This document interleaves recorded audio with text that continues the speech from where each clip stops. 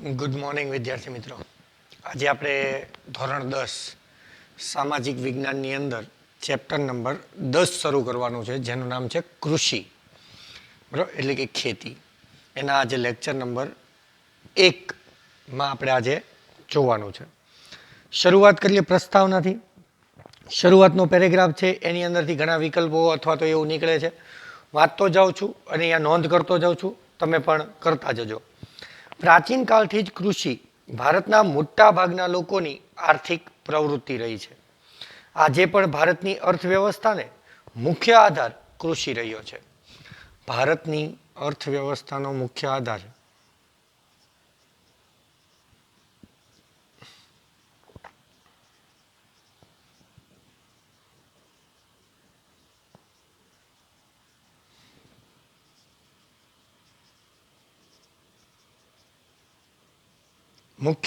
છે એ કૃષિ છે. ખેતી ભારતનું એક મહત્વનું સંસાધન છે.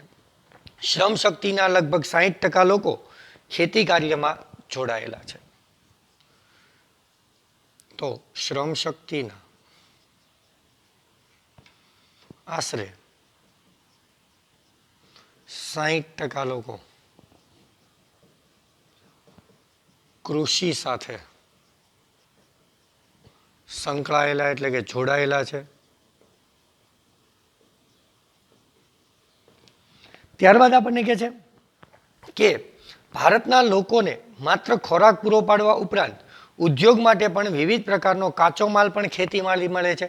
માત્ર ખેતી છે એ લોકોને ખોરાક પૂરો નથી પાડતી, પરંતુ ઉદ્યોગ માટે છે એ કાચો માલ પણ પૂરો પાડે છે.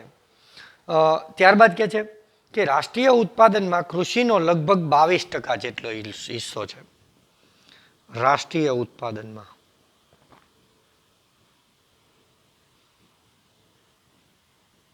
કૃષિનો 22% હિસ્સો છે. ત્યારબાદ આપણને કહે છે નિકાસમાં પણ ખેતી પાકો અને ખેત પેદાશનો લગભગ 18% હિસ્સો છે. નિકાસમાં કેટલો છે? નિકાસમાં 18% હિસ્સો. ત્યારબાદ આપણને કહે છે કે જેનાથી દર વર્ષે વિદેશી હુંડિયામણ પણ પ્રાપ્ત કરી શકાય છે. ભારત છે એ 18% નિકાસ એટલે કે આપણા દેશમાંથી બીજા દેશમાં પ્રાથમિક ચીજવસ્તુની અંદર કૃષિની મોટાભાગની ચીજવસ્તુ છે, જેમ કે અનાજ છે, કઠોળ છે, વગેરે વસ્તુની 18% નિકાસ કરે છે. એનાથી આપણા દેશની અંદર વિદેશી હુંડિયામણ એટલે કે વિદેશી કરન્સી પણ વધારો થાય છે.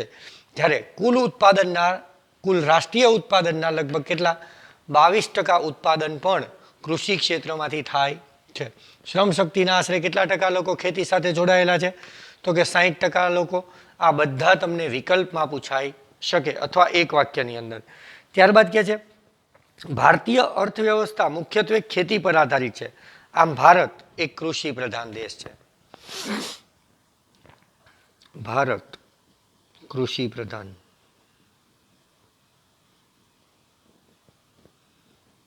દેશ છે. બરાબર. ત્યારબાદ બીજો પેરેગ્રાફ, ફળદ્રુપ મેદાનો, 12 માસ પાક લઈ શકાય તેવી અનુકૂળ આબોહવા, સિંચાઈ, કુશળ અને મહેનતુ ખેડૂત વગેરેને લીધે ભારતના મોટા ભાગના વિસ્તારમાં 2 કે તેથી વધુ પાકનું વાવેતર કરી શકાય છે. ભારતમાં મોટા ભાગે 2 કે તેથી વધુ પાકોનું વાવેતર કરી શકાય છે. શા માટે? તો કે અનુકૂળ આબોહવા છે, અનુકૂળ આબોહવા છે, પછી સિંચાઈની વ્યવસ્થા છે, ત્યારબાદ છે કુશળ ખેડૂત છે, કુશળ અને મહેનતુ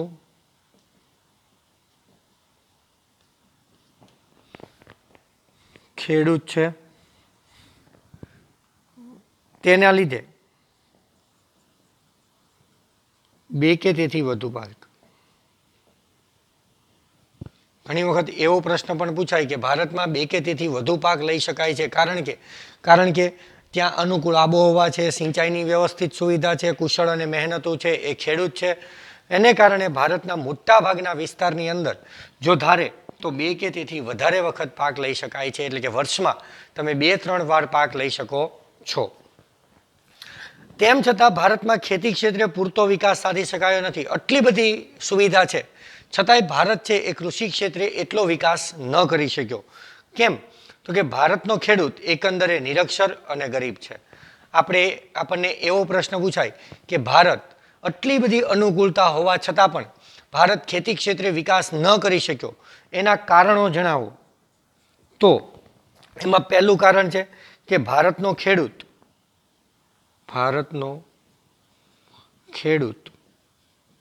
ગરીબ અને નિરક્ષર છે. ગરીબ અને નિરક્ષર છે એટલે કે ભણેલો નથી. સિંચાઈની અપૂરતી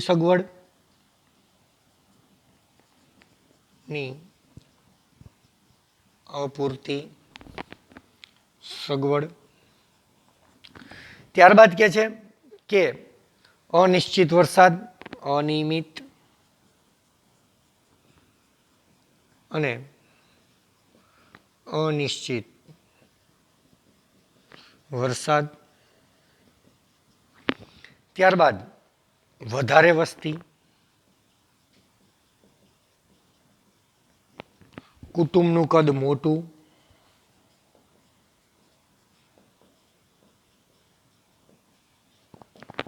ત્યારબાદ નાના કદના ખેતરો,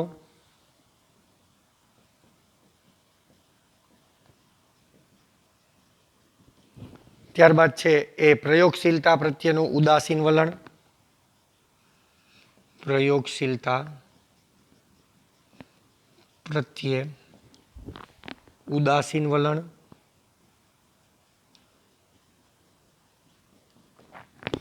ત્યારબાદ છે એ રાસાયણિક ખાતર કે સુધરેલા બિયારણ અને આધુનિક યંત્રોનો ઓછો ઉપયોગ.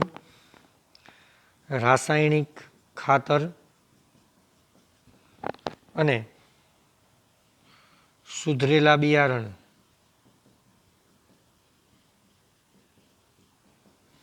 અને યંત્રનો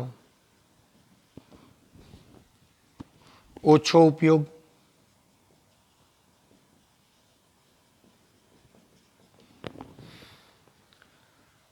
શિક્ષિત વર્ગનું ખેતીમાં ન જોડાવું.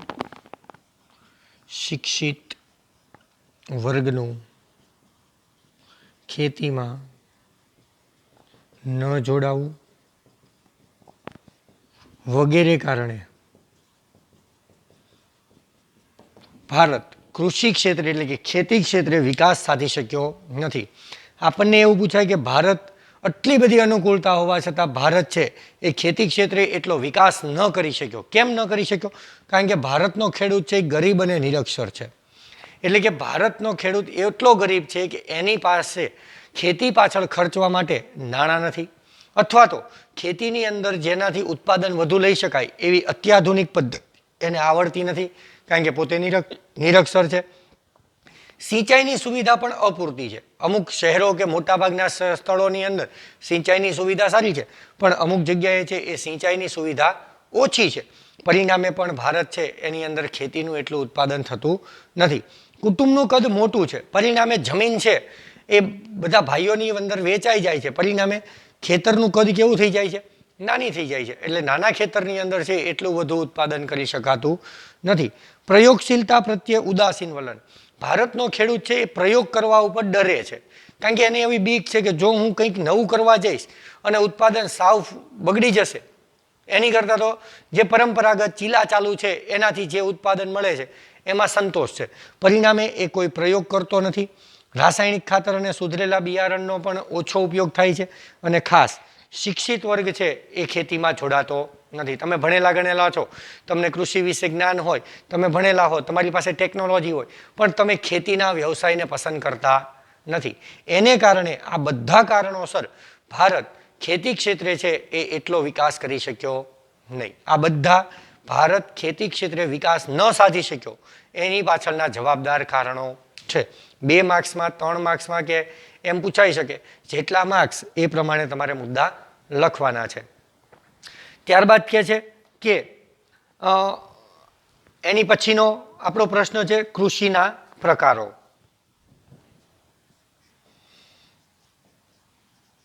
કૃષિના પ્રકારો. એમાં પહેલો જ પ્રકાર છે કે જીવન નિર્વાહ ખેતી.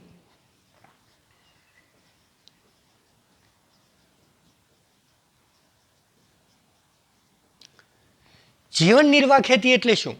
જ્યારે કોઈ ખેતી દ્વારા કોઈ એક કુટુંબ પોતાનું જીવન ગુજરાન ચલાવવા માટે જે ખેતી કરે, બરાબર, એને જીવન નિર્વાહ ખેતી કહેવાય. કારણ કે આપણે કીધું એમ કુટુંબનું કદ મોટું હતું, પરિણામે ખેતરના કદ નાના થઈ ગયા, અને એટલે મોટાભાગે ભારતનો ખેડૂત ગરીબ અને નિરક્ષર હોવાથી ખેતી પાછળ ખર્ચ કરવો એને પોસાતો નથી. પરિણામે એ શું કરે તો કે પોતાના કુટુંબને પૂરતું થાય એટલા જ અનાજનું શું કરે છે? ઉત્પાદન કરે છે. એટલે કે એક ઉત્પાદનથી માત્ર એક કુટુંબનું છે એ જીવન ગુજરાન ચાલી શકે છે, અને એટલે એને જીવન નિર્વાહ ખેતી કહે છે. જોતા જઈએ અને પછી સમજીએ. આઝાદી પછી આયોજન પંચની અનેક ખેત વિકાસ યોજનાઓ અમલમાં આવવા છતાં પણ ભારતના ખેડૂતની સ્થિતિ આજે પણ નબળી છે. અનેક પંચવર્ષીય યોજનાઓ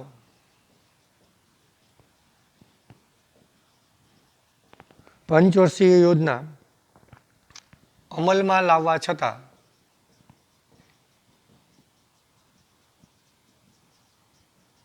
ભારતના ખેડૂતની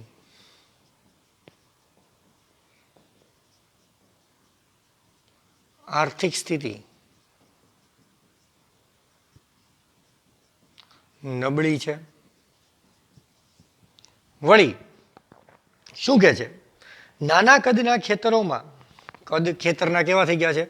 નાના. તો કે નાના કદના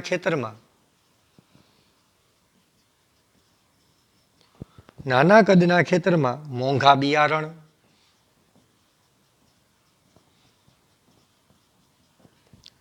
બિયારણો, ખાતર અને જંતુનાશક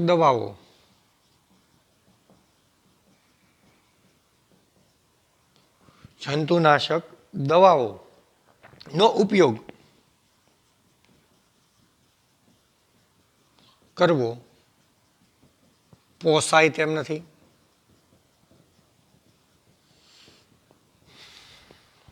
તેથી ખેતરમાં થતું અનાજનું ઉત્પાદન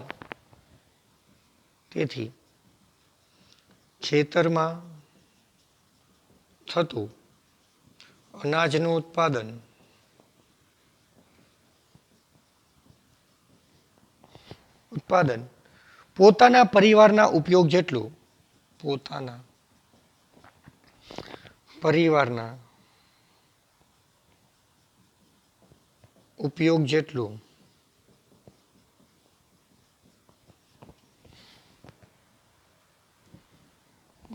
જ થાય છે.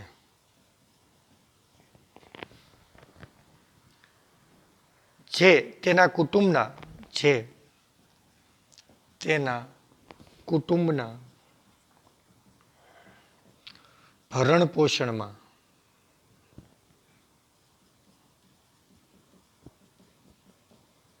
વપરાઈ જાય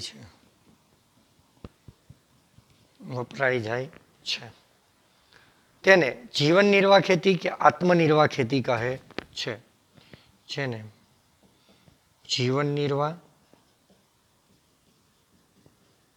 કે આત્મનિર્વાહ ખેતી કહે છે. ભારતમાં મોટાભાગે આ પ્રકારની ખેતી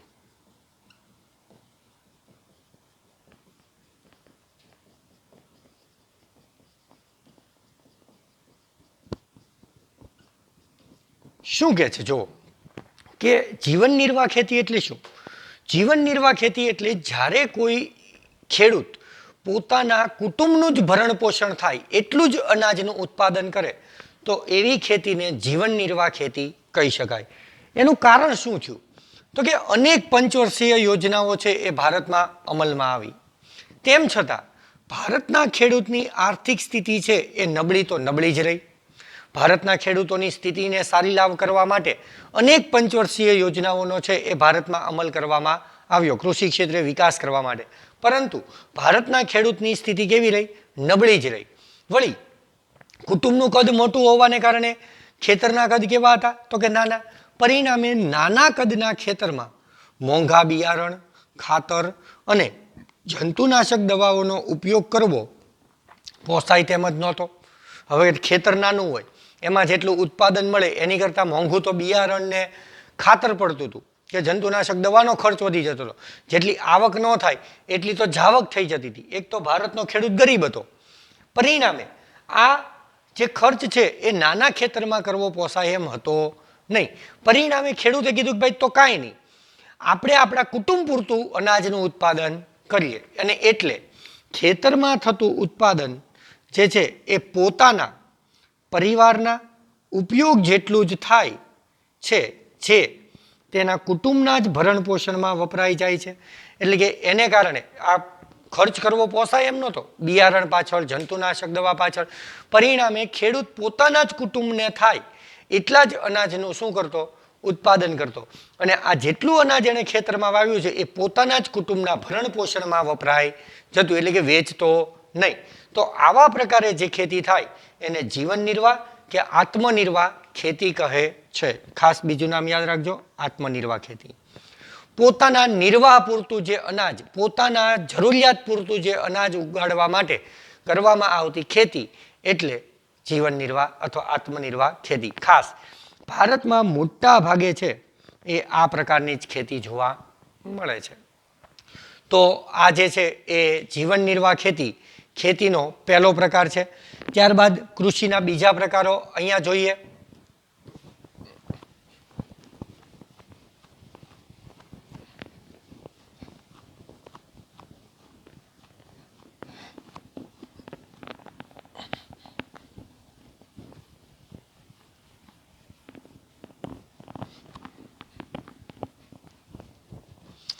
ત્યારબાદ બીજો પ્રકાર છે સૂકી ખેતી.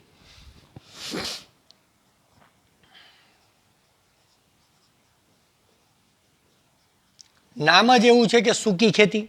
એનો મતલબ જ્યાં વરસાદનું પ્રમાણ ઓછું હશે એવા વિસ્તારમાં અથવા તો વરસાદ વગર કરવામાં આવતી ખેતીને સૂકી ખેતી કહેવાતી હશે. આપણે નામ ઉપરથી એવું કંઈક કહી શકીએ. તો જુઓ તો એની વ્યાખ્યા વાંચો.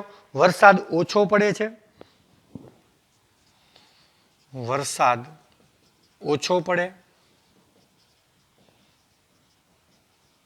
અને સિંચાઈની અપૂરતી સગવડ,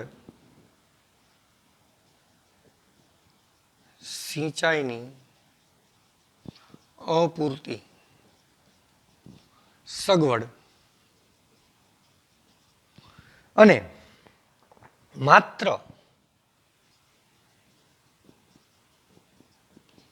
વરસાદ પર આધારિત હોય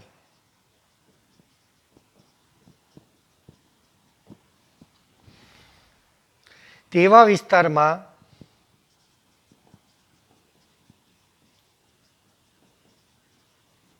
માત્ર જમીનમાં સંગ્રહાયેલા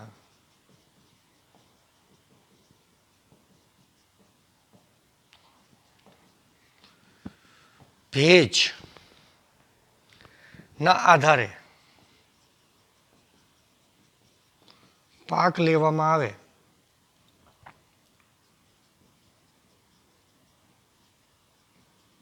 તેને સૂકી ખેતી કહે છે. એટલે કે આની અંદર મોટા ભાગે છે એ સિંચાઈની સુવિધા હોતી નથી, ખાસ કરીને જ્યાં ઓછો વરસાદ પડતો હોય ત્યાં આગળ. અને આ ખેતી મોટા ભાગે વરસાદ ઉપર આધારિત હશે. પણ વરસાદ ઉપર એ કેવી રીતે? વરસાદ પડ્યો હોય, પરિણામે લાંબા સમય સુધી જમીનની અંદર ભેજ સંગ્રહ થઈ શકે અને આ ભેજ સંગ્રહને કારણે એની ઉપર પાક લઈ શકાય. તો એટલે એને સૂકી ખેતી કહે છે, કારણ કે ત્યાં વરસાદનું પ્રમાણ ઓછું છે, વળી સિંચાઈની પણ સગવડ નથી, અપૂરતી સગવડ છે. માત્ર વરસાદ ઉપર આધારિત હોય તેવા વિસ્તારની અંદર, જેની અંદર ખાલી માત્ર વરસાદ દ્વારા ખેતી કરી શકાય એવા વિસ્તારની અંદર માત્ર જમીનમાં સંગ્રહાયેલા ભેજના આધારે પાક લેવામાં આવે, એટલે કે વરસાદ આધારિત નહીં. વરસાદ પડી ગયો પછી વરસાદમાં તો તમે પાક લઈ જ શકો, એ તો ખબર જ છે, પણ વરસાદ પડી ગયા પછી જમીનની અંદર જે ભેજ સંગ્રહ થઈ જાય, એટલે કે લાંબો સમય સુધી જે ભેજ રહે, એ ભેજનો ઉપયોગ કરી અને જે ખેતી કરવામાં આવે કે જે પાક લેવામાં આવે તેને સૂકી ખેતી કહે છે. ત્યારબાદ અહીં જુવાર, બાજરી, કઠોળ જેવા પાણીની ઓછી જરૂરિયાતવાળા પાક, જુવાર, બાજરી, કઠોળ જેવા ઓછી પાણીની જરૂરિયાતવાળા,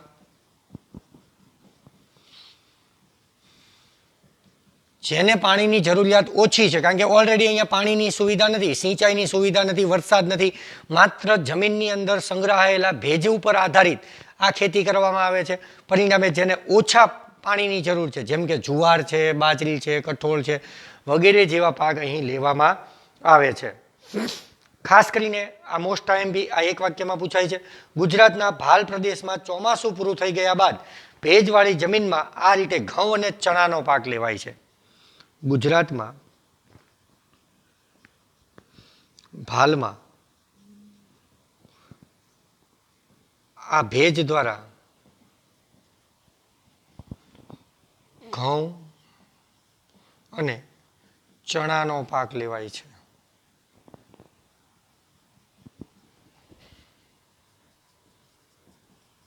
આપણને એવું પૂછાય કે સૂકી ખેતી દ્વારા ગુજરાતના કયા વિસ્તારમાં કયો પાક લેવાય છે, તો ગુજરાતના ભાલ વિસ્તારની અંદર ચોમાસું પૂરું થઈ ગયા પછી, જો ચોમાસામાં નહીં, કારણ કે આપણે ભેજનો સંગ્રહ કરીને ખાસ વ્યાખ્યા પકડજો કે જ્યાં પાણીની સુવિધા ન હોય અથવા તો વરસાદ ઓછો પડતો હોય, સિંચાઈની સગવડ ન હોય, ત્યાં માત્ર જમીનની અંદર સંગ્રહાયેલા ભેજ ઉપર આધારિત ખેતી કે પાક લેવામાં આવે તેને સૂકી ખેતી કહે છે.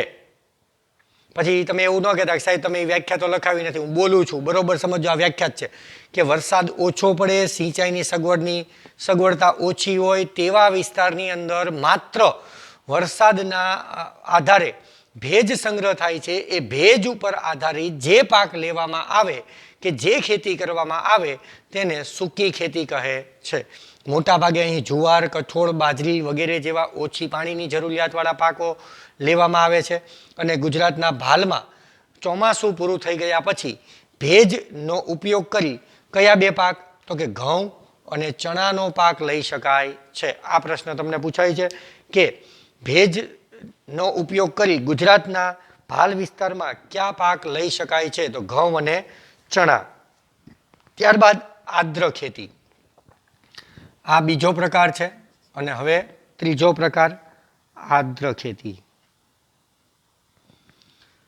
આદ્ર એટલે થાય ભીની ખેતી. હવે આ સૂકી ખેતી છે તો આ ભીની ખેતી, એટલે સપોઝ આની કરતા ઓપોઝિટ હશે, ઊંધું હશે.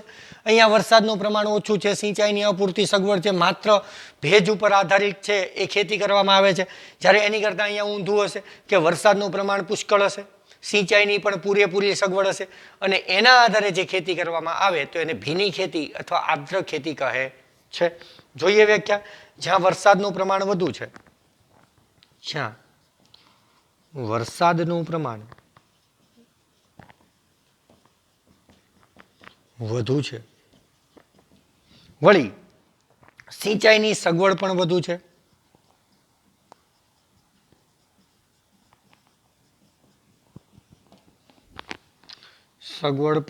છે,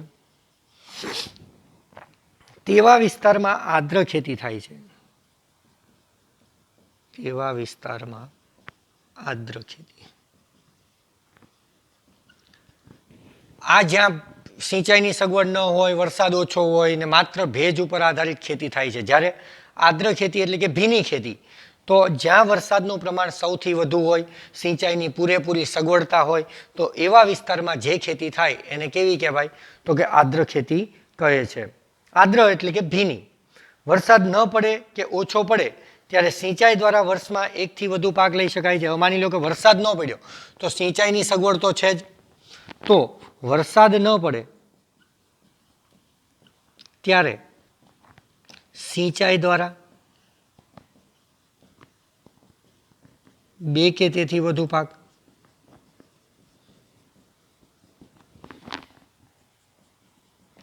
છે એ તમે લઈ શકો છો. માની લો કે વરસાદનું પ્રમાણ પુષ્કળ છે, એના આધારે તો ખેતી થશે જ. માની લો કે વરસાદ ન પડ્યો તો સિંચાઈની સગવડ છે. પરિણામે તમે અહીંયા 12 મહિના 2 થી વધારે પાક લઈ શકો છો. અને અહીં મોટા ભાગે ડાંગર, શેરડી, કપાસ, ઘઉં, શાકભાજીની ખેતી થાય છે. ડાંગર, કપાસ, શેરડી, ત્યારબાદ છે એ ઘઉં અને શાકભાજી ની ખેતી છે એ આર્દ્ર ખેતીની અંદર એટલે કે ભીની ખેતીની અંદર કરવામાં આવે છે. ત્યારબાદ આપણે ચોથો પ્રકાર જોશું. અહીંયા લખી નાખું. હવે આ લખાઈ ગયું હશે એટલે ભૂસી નાખું છું.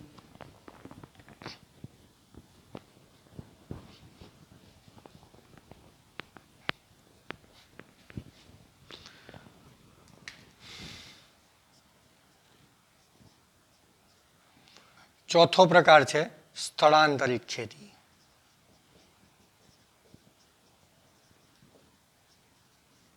જેને આપણે બીજું નામ આપ્યું છે ઝૂમ પ્રકારની ખેતી. અને આ ખેતી છે એ તમે ભણી ગયા છો. જંગલ વિનાશ માટે ઝૂમ ખેતી છે એ જવાબદાર છે. ઝૂમ ખેતી જ્યારે તમે 9માં હતા ત્યારે મેં તમને સમજાવ્યું હતું કે એક જંગલની અંદર લાકડા કે વૃક્ષોને કાપી એને સળગાવી અને એની રાખ છે એ જમીન ઉપર પાથરી અને એને ફળદ્રુપ બનાવવામાં આવે. ત્યારબાદ 2 કે 3 વર્ષ છે એની ઉપર ખેતી કરવામાં આવે. ત્યારબાદ અન્ય એની ફળદ્રુપતા ગુમાવી બેસે એ જમીન, કારણ કે પરાણે ફળદ્રુપ કરેલી છે. પરિણામે છે એ અન્ય જગ્યાએ સ્થળાંતર કરી ત્યાં પણ એ વૃક્ષો કાપી સળગાવી એની રાખ છે એ પાથરી ફળદ્રુપ બનાવી અને ખેતી કરવામાં આવે છે.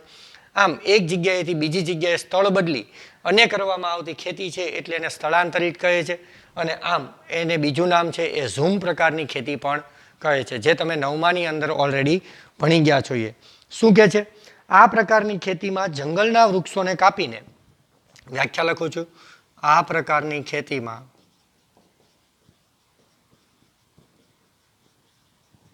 જંગલના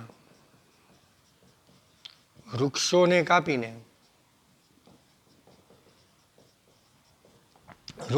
કાપીને તેને સળગાવી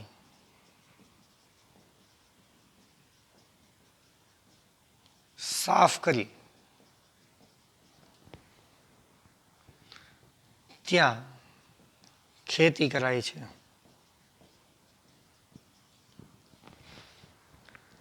અહીં 2-3 વર્ષ ખેતી કરાય છે. કેટલા વર્ષ? 2-3 વર્ષ. કારણ કે આ જમીન છે એટલી બધી ફળદ્રુપ નથી, આપણે એને ફળદ્રુપ બનાવી છે. પરિણામે આ જમીનમાં ફળદ્રુપતા છે એ 2-3 વર્ષ રહેશે. એટલે 2-3 વર્ષ તમે આ જમીનમાં ખેતી કરો, પછી અન્ય જગ્યાએ આ જ રીતે વળી પાછા જંગલના વૃક્ષો કાપી અને સળગાવી સાફ કરી અને પાછી ખેતી કરવામાં આવે એટલે એને સ્થળાંતરિત ખેતી કહે છે. જો કહે છે જમીનની ફળદ્રુપતા ઘટતા આ વિસ્તાર છોડી દઈ બીજી જગ્યાએ આ જ રીતે ખેતી કરવામાં આવે છે. જોયું? ફળદ્રુપતા ગુમાવી બેસે.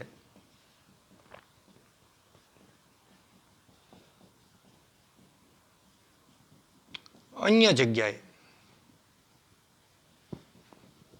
આ જ રીતે ખેતી થાય છે. એટલે કે વળી પાછા જંગલના વૃક્ષો કાપો અને સળગાવો. તેને ઝૂમ ખેતી પણ કહે છે. એટલે હું અહીંયા લખતો નથી, કારણ કે મેં અહીંયા ઓલરેડી લખી નાખ્યું છે કે આ પ્રકારની ખેતીને ઝૂમ પ્રકારની ખેતી પણ કહે છે. આ ખેતીમાં ધાન્ય પાક, શાકભાજી ઉગાડાય છે. ધાન્ય પાક અને શાકભાજી. વળી અહીંયા કહે છે કે આ ખેતીમાં ઉત્પાદન સૌથી ઓછું છે. ઉત્પાદન સૌથી ઓછું મળે છે. કારણ કે ઓલરેડી આ જમીન છે એ ફળદ્રુપ હોતી નથી, પરાણે ફળદ્રુપ બનાવી હોય છે. પરિણામે છે એની અંદર આપણને ઉત્પાદન છે એ બીજી બધી ખેતીઓ જેટલું મળતું નથી. ત્યારબાદ 5મો પ્રકાર બાગાયતી ખેતી. નામ જ એવું છે બાગાયતી ખેતી. પરિણામે બગીચાની અંદર જેટલી વસ્તુ જે છે એ ઉગાડવામાં આવે તો એ બધાને એમાં કહી શકાય. બાગાયતી ખેતી એક ખાસ પ્રકારે થતી ખેતી છે. એમાં રબર, ત્યારબાદ છે એ ચા, કોફી, કોકો. ચા, કોફી, કોકો.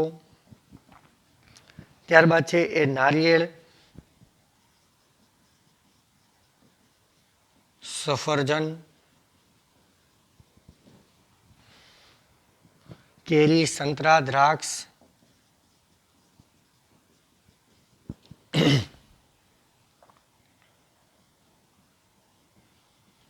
કેરી, સંતરા, દ્રાક્ષ, આંબળા, લીંબુ, ખારેક.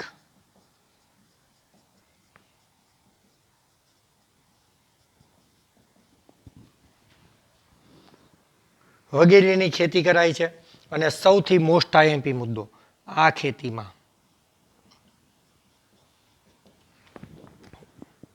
વધુ પડતું મૂડીરોકાણ, વધુ મૂડીરોકાણ. ત્યારબાદ છે એ કુશળતા,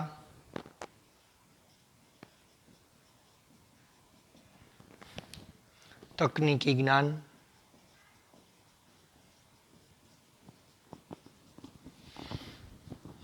યંત્ર, ખાતર, સિંચાઈ. યંત્ર, ખાતર, સિંચાઈ.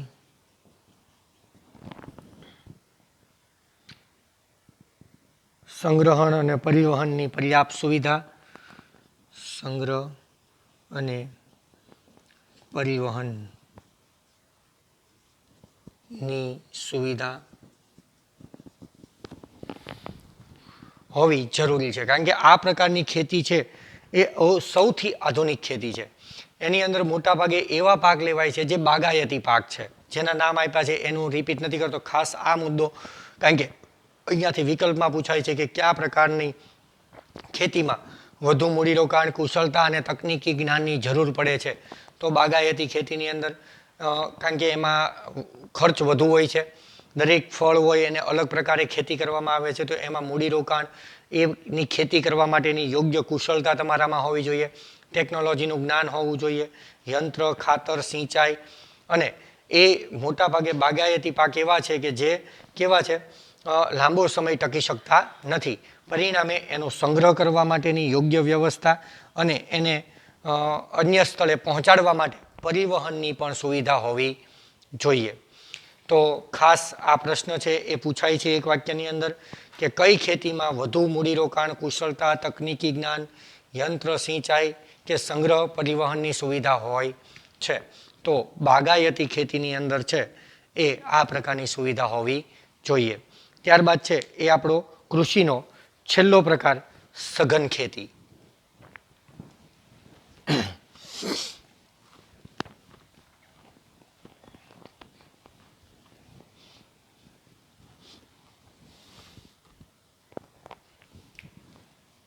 છઠ્ઠો પ્રકાર,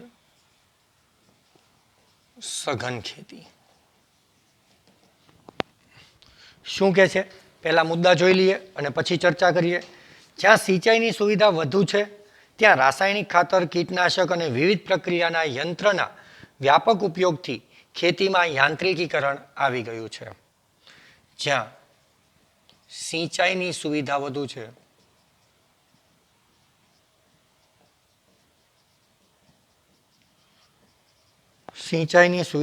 છે ત્યાં રાસાયણિક ખાતર, લખતા જજો, અરે રાસાયણિક ખાતર, કીટનાશકો અને વિવિધ પ્રક્રિયામાં યંત્રના વ્યાપક ઉપયોગથી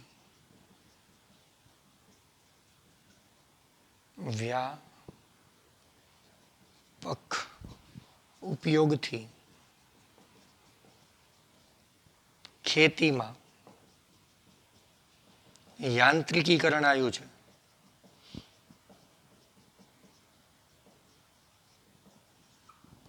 તેને કારણે આ પ્રકારે થતી ખેતીને સઘન ખેતી, આ પ્રકારે થતી ખેતી સઘન ખેતી. અને એટલે જ કે છે કે અને આ ખેતીમાં રોકડિયા પાકોનું વાવેતર વધારે થાય છે. રોકડિયા પાકનું વાવેતર વધુ થાય છે. કેમ વધુ?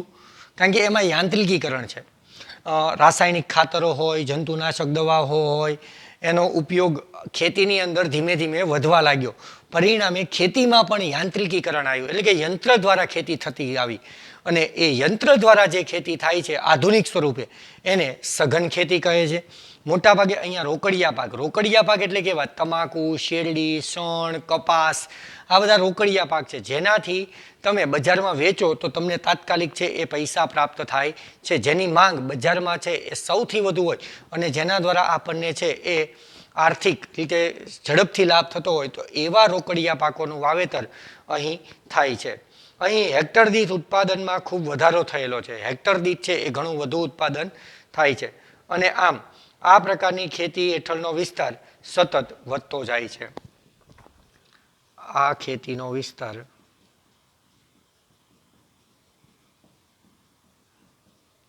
સતત વધતો જાય છે. અને છેલ્લે કે છે કે આ ખેતીમાં આર્થિક વળતરને પણ મહત્વ અપાતું હોવાથી તેને વ્યાપારી ખેતી કહે છે. આર્થિક વળતરને મહત્વ અપાતું હોવાથી વ્યાપારી ખેતી પણ કહે છે. એટલે કે આનું બીજું નામ છે એ વ્યાપારી ખેતી છે. ખાસ કે જ્યારે સિંચાઈની સુવિધા વધુ થઈ જાય, રાસાયણિક ખાતર અને કીટનાશકોનો છે એ ઉપયોગ વધી જાય, ત્યારે ખેતીની અંદર પણ યાંત્રિકીકરણનું પ્રમાણ છે એ વધી જાય છે. આ યાંત્રિકીકરણના કારણે જે ખેતી કરવામાં આવે તો એને સઘન ખેતી કહે છે. સઘન ખેતીની અંદર મોટાભાગે રોકડિયા પાકોનું વાવેતર છે એ કરવામાં આવે છે. આ ખેતીનો વિસ્તાર છે એ ભારતમાં સતત આજે વધતો જાય છે. અને આ વિસ્તારની આ ખેતીની અંદર આર્થિક વળતરને પણ મહત્વ આપ્યું છે. માત્ર પોતાનું ગુજરાન ચલાવવું નહીં, પણ આ ખેતીનો હેતુ એવો છે કે આ ખેતી કરી અને પાકનું ઉત્પાદન કરી અને શું કમાવું? આર્થિક વળતર કમાવવું. અને એ માટે એને વ્યાપારી ખેતી પણ કહે છે. તો આમ આજે આપણે છે એ પાઠ નંબર 10ની અંદર, લેક્ચર નંબર 1ની અંદર કૃષિના પ્રકારો છે એ 6 પ્રકાર જોયા. નેક્સ્ટ પીરિયડની અંદર છે એ કૃષિ પદ્ધતિ અને ખરીફ પાક, રવિ પાક અને ઉનાળુ પાક છે, એટલે કે એની વચ્ચે તફાવતના મુદ્દાઓ જોશું. તો આજે અહીંયા સુધી રાખીએ છીએ. નેક્સ્ટ પીરિયડ જ્યારે મળશું ત્યારે કૃષિની પદ્ધતિઓ અને શિયાળુ, ઉનાળુ અને ચોમાસું પાક વિશે છે અથવા તો એના તફાવત વિશે છે એ માહિતી મેળવશું. તો અહીંયા અત્યાર સુધી રાખીએ. અસ્તુ. આભાર.